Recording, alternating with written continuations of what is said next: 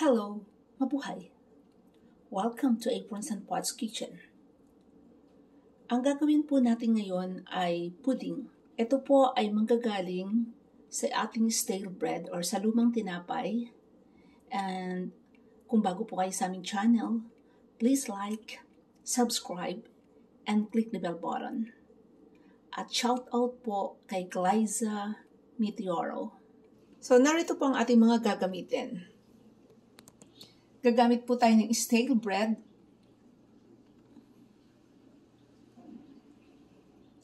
milk, butter, eggs, vanilla, and sugar. Ngayon po, ang una natin gawin ay i-warm muna natin ang ating milk.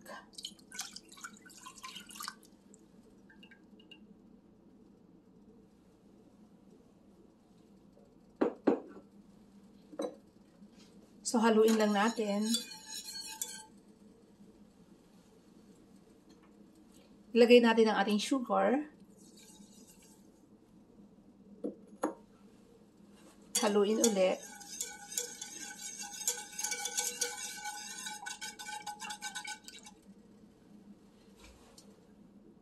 Then, ilagay natin ang ating butter.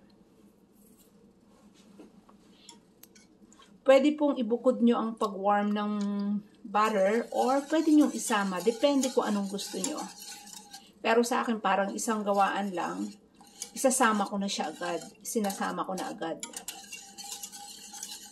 Hindi naman natin kailangan pakuluin to.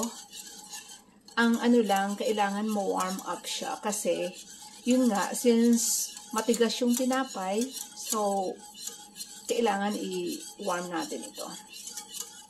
Para lumambot agad ang ating stale bread. Ganyan lang po ang gagawin natin hanggang sa ma-warm natin. Ngayon, habang hinihintay po natin yung ating milk, yung warm milk, hiwain na natin itong stale bread. So, makikita nyo po, luma talaga siya. Ayan, matigas. So, yan pang ginagamit. Ibig sabihin, stale bread, yung pinatigas nga siyang, nahangina na siyang tinapay.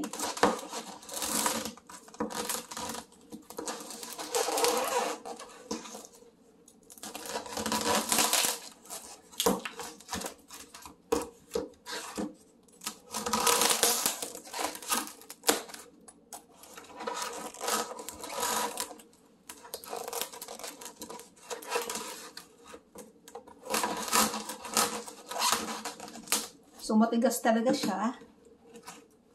And, hiwain lang natin na maliliit.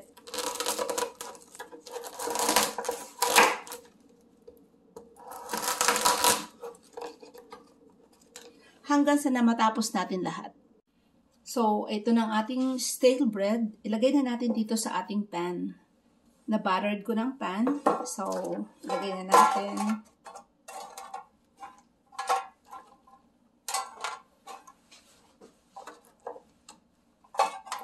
I-arrange lang po natin na maayos, ng mabuti.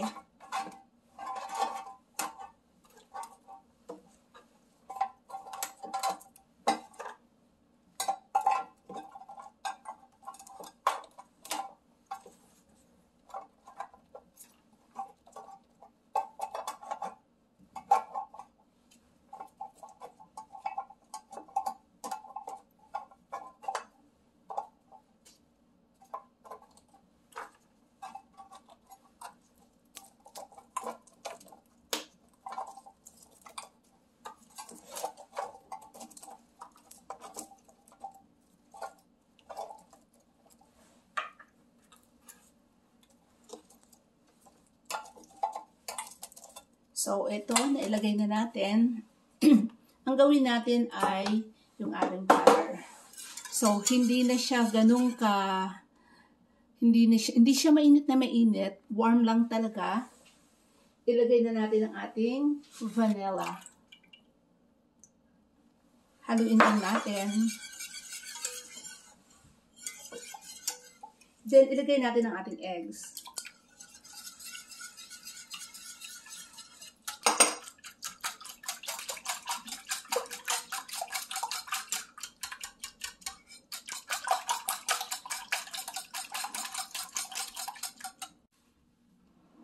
Ngayon, ay ilagay na natin ang ating butter.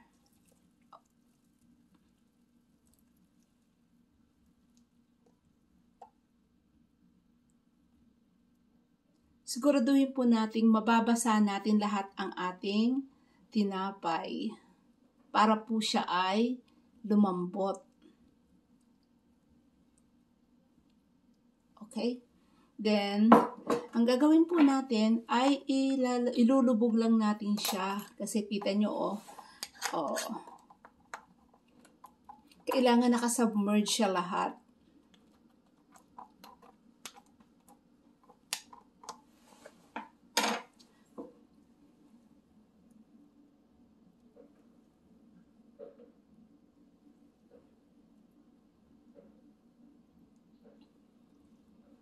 So, makikita nyo guys, ang kanyang butter sa loob ay halos mapuno na para mapalambot natin ang ating stale bread. Then, ipipreheat na natin ang ating oven for 350 degrees Fahrenheit and ibibake po natin siya ng around 50 minutes. So, ito na guys, hinango ko na. So, makikita nyo, ayan, lutong-luto na siya. At yung ibabaw po, hindi po yan sunog. Yan ay brownish lang. So, masarap po ito. And, ilalagay lang po natin dito sa rack. And, palamigin lang natin ng bahagya. Then, in a while, i-plate na natin. So, ngayon na ilagay na natin sa plate.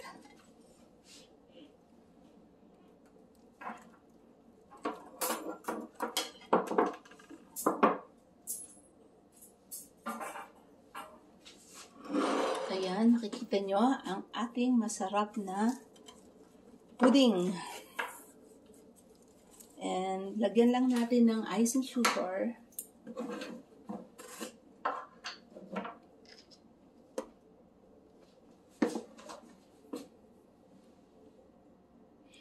Yan pong reason kanina kung bakit hindi ko masyadong dinamihan ng sugar. Kasi on top, lalagyan po natin ng icing sugar. Ayan po ang ating masarap na pudding. Buon appetito!